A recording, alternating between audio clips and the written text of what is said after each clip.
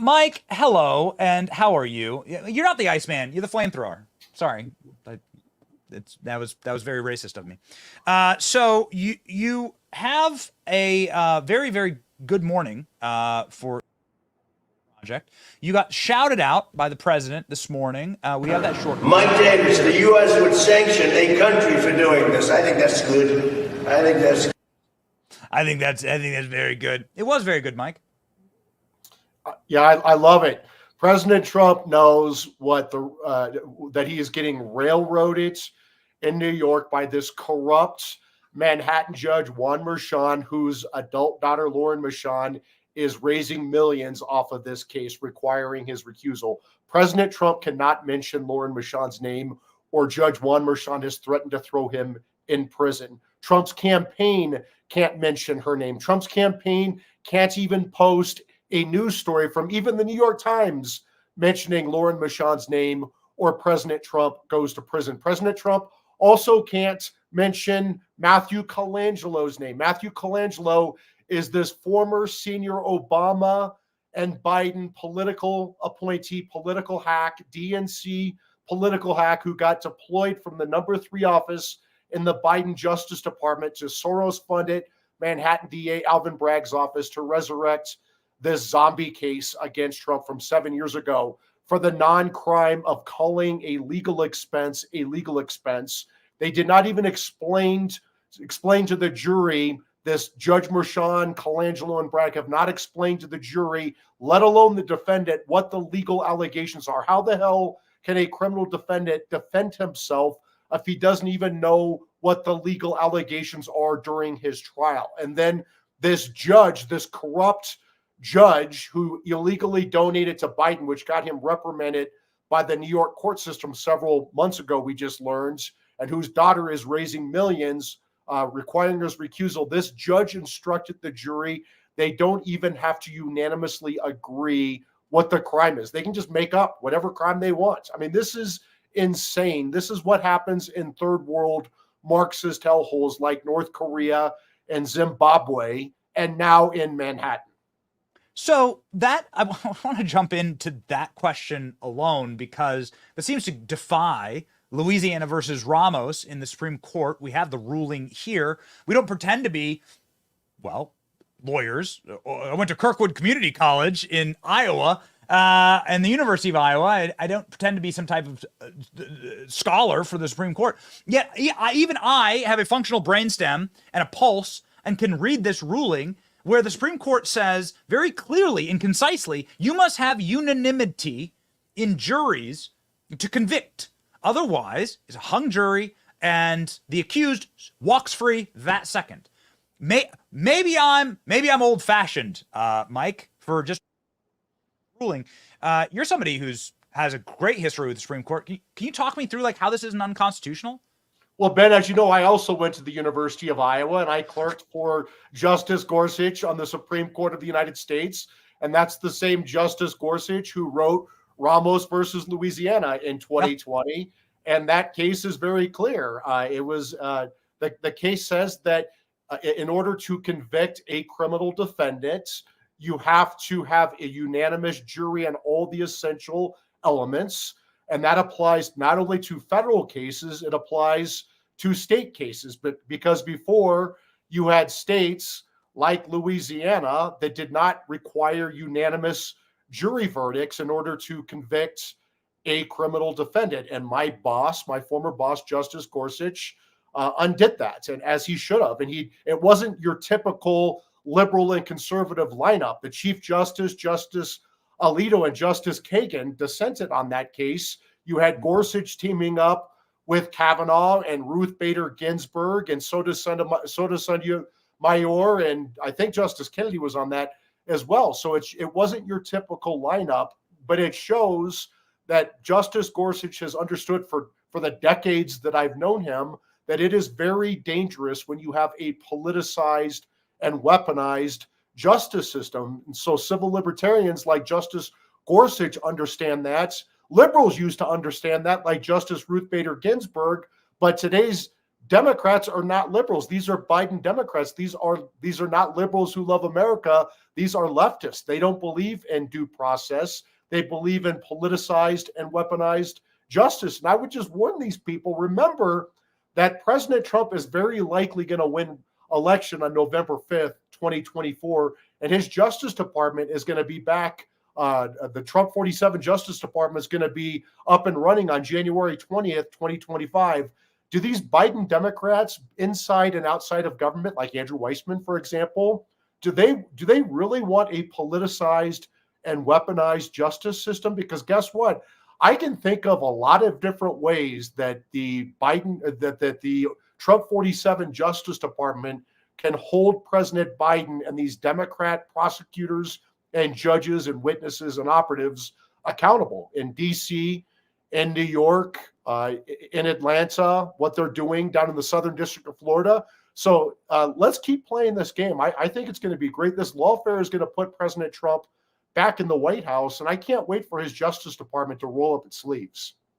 Yeah. So, I mean, again, that's it's amazing. I didn't actually know that we've been talking about Louisiana versus Ramos all morning. So I had no idea that you were there when that was decided. And your old boss. Perhaps that was after I clerked, but my old boss, former boss, Neil Gorsuch, wrote the opinion after I clerked. And can you explain to me then how it's legal for the judge to say that none of you have to decide on unanimity of the guilty?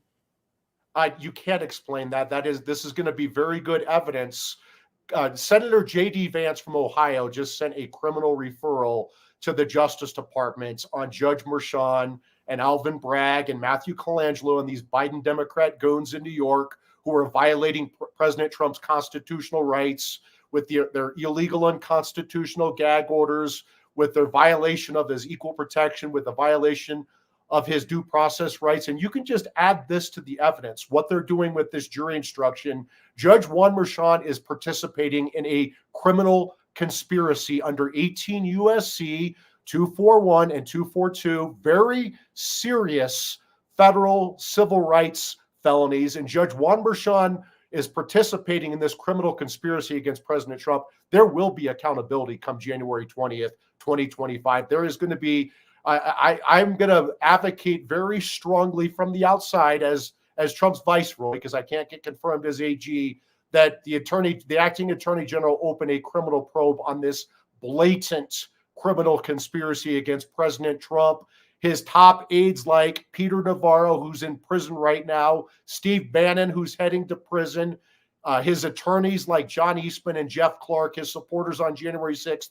This is an obvious criminal conspiracy driven by Joe Biden himself through his deputy White House counsel, Jonathan Sue, who worked with Gary Stern, the general counsel of the National Archives, and Jay Bratt at the Justice Department to orchestrate the Mar-a-Lago raid, which led to Jack Smith's 2 indictments against Trump for January 6th, and the Mar-a-Lago for presidential records under the Presidential Records Act that Trump is allowed to have, with Nathan Wade, Fani Willis's big, dumb, unqualified boyfriend, billing his time to Fulton County taxpayers for his 2 meetings with the Biden White House, including the Biden White House counsel, 16 hours, $250 an hour to collude with the Biden White House before Big Fanny brought her big, dumb indictment down in Georgia.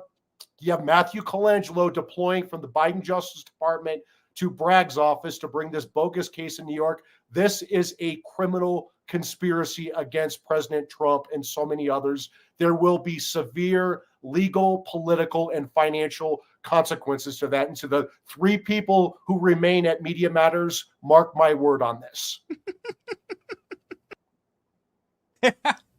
They're crying into their soy lattes right now, breaking off their fake fingernails, trying to write this up as quickly as possible. Oh no! Mike Davis promises accountability, promises to do to us a scintilla of what we're doing to them, which is the more you look into the Hillary Clinton Russian dossier, the more you realize, like, wait a second, why the hell isn't this lady rotting in prison? Because this is everything they're trying to charge Trump with. Yeah, that's the whole reason for this lawfare and election interference, Ben, is because they know that Trump declassified those damning Crossfire Hurricane Russian collusion records the day before he left office. The CIA, the FBI ran to Mark Meadows, the White House chief of staff, and said, you're going to violate the Criminal Privacy Act. You're going to put sources and methods in danger. Mark Meadows said, okay, do your Privacy Act review. Get out these Crossfire hurricane records. Guess what? They didn't get them out. Instead, Biden sent a raid against Trump to go get back those Crossfire hurricane records. This is all going to come out. There's going to be accountability. This is the biggest scandal in American history. And Joe Biden, you better figure out what prison you want to go to, buddy, because it's coming. Maybe like a visiting angels. Is there like a visiting angels prison? I don't know. Is there like kind of like a hospice, but also a prison? I'm not sure, but it does seem like that's what Joe might need if he's even able to understand what's going on, which we don't think he is. We know that this is all run by his DOJ, Mike. Yet, what many handicappers are saying is that Juan Merchan may well, if they are able to trap Trump with all these rules and confuse the jury into a guilty verdict here, that he could put Trump on house arrest in New York, and that he could continue to gag Trump and say, I'm taking the high road by not putting you in jail.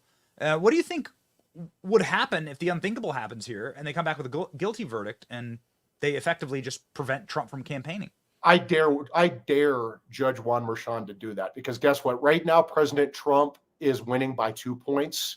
If this bogus, corrupt, partisan, rigged trial results in a criminal conviction in New York, Trump's going to win by like 4 points.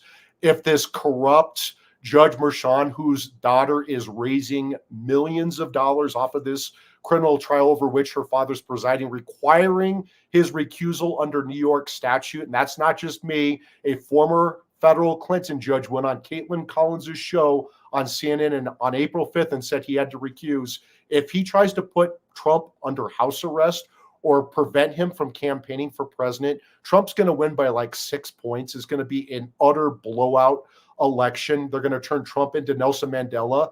And remember, Judge Merchan, preserve your documents. You are participating in a federal criminal conspiracy against President Trump's constitutional rights with your illegal, unconstitutional gag order by ignoring Ramos versus Louisiana on the fact that this jury has to be unanimous on all essential elements. You are part of a criminal conspiracy, Juan Merchan, and there must be accountability. And J.D. Vance's criminal referral lays out this very, very well.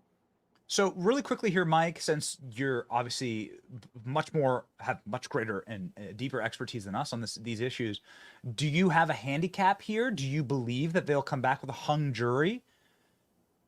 I actually think this process is so partisan, corrupt, and rigged that they're going to come back and find Trump guilty. Maybe not of all these charges, but guess what? Even if it's a hung jury, guess what happens? They immediately retry Trump. They keep Trump in this dingy courtroom, unconstitutionally gagged, instead of on the campaign trail for the next 3 months. I almost wish they would just find him guilty so Trump can get this damn thing eventually reversed on appeal. Maybe he should just file a habeas petition directly. If the New York court system ignores him, file a habeas petition with the Supreme Court of the United States if they try to confine him or if they try to restrict his ability to campaign for the White House. But I will say this, the American people are not going to accept this illegitimate process in New York. You're already seeing it in the polling. You're seeing that during this trial, President Trump's polling has gone up, particularly among Black men. And guess what? If these Democrats, right now, the Black Americans make up 13% of the population. They vote 95% Democrat. People always say Republicans are never going to win the Black vote. We don't need to. If you change that number from 95 to 85%, that puts Democrats in dangerous territory. If that number goes down to 80%, Democrats can't win, and they know it. Yeah. So, wow. You take a population that has been raised assuming that the judicial system is rigged against them, and you prove it by locking up the guy whose best friends are a bunch of rappers, and giving him a mugshot. So it's like such a great plan, Mike. It's such a great idea. Yeah, because these Biden Democrats actually believe their own BS, and they actually are this Trump deranged, and they can't see clearly, and their judgment is so clouded. and they're so smug and arrogant and out of touch with real Americans and real America. Just as a final closing note here, because I know we're out of time. A lot of people are pretty angry at this judge right now, and many are saying, "Well, he's protected by the system; nothing will ever happen to him." If there were a federal investigation under the statutes that you enumerated here, what could happen? I mean, how do you disrobe a judge? You know, what could happen to this judge? You put this judge in prison where he belongs. He has clearly violated President Trump's civil rights. He's corrupted. He should have recused from this case. His daughter's making money. She's raising millions. She gets a percentage of that. He knows that. When Trump raised this recusal issue, he retaliated against President Trump by expanding this unconstitutional gag order where he's threatened to throw Trump in jail if he mentions Lauren Michon's name or his campaign mentions Lauren Michon's names. That is a federal civil rights violation in itself, and there are so many others. Judge Juan Merchan deserves to go to prison after January 20th, 2025. What's wild, Mike, is I'd normally say, we've known each other for a long time, I'd normally say the media wouldn't be on your side here, but I've seen a shocking number of people refuse to defend this process in the corporate press. From places like MSNBC and CNN, you brought up a number of CNN interviews. It actually almost feels like you would have, in a second Trump term, you'd have tacit support for something like this. Because I would say this, Ben, this is what's good about the Democrats. They play for keeps. When Colangelo and Bragg and Judge Juan Merchan do not deliver, and Lauren Michon do not deliver, the Democrats will throw them to the wolves, like they did with John Edwards, like they've done with so many people who do not deliver for Democrats. They play for keeps. They eat their own. All right. Well, ladies and gentlemen, keep eating. Consumption of Mike Davis's social media, which is right here up on screen. 200,000 Americans, can't be wrong. Go ahead and follow Mike on X. The Article 3 Project, Mike, shout yourself out. Article3project.org. We don't have a man crush on Judge Juan Merchan like Andrew Weissman does. We want to put his ass in prison. Article3project.org. You can have your man crushes in jail, okay? That's right. Andrew and Juan Merchan can be cellmates and have man crushes on each other. Thank you, Mike.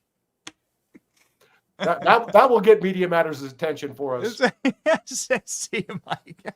Yep. Thanks, Ben. All right. Later, buddy.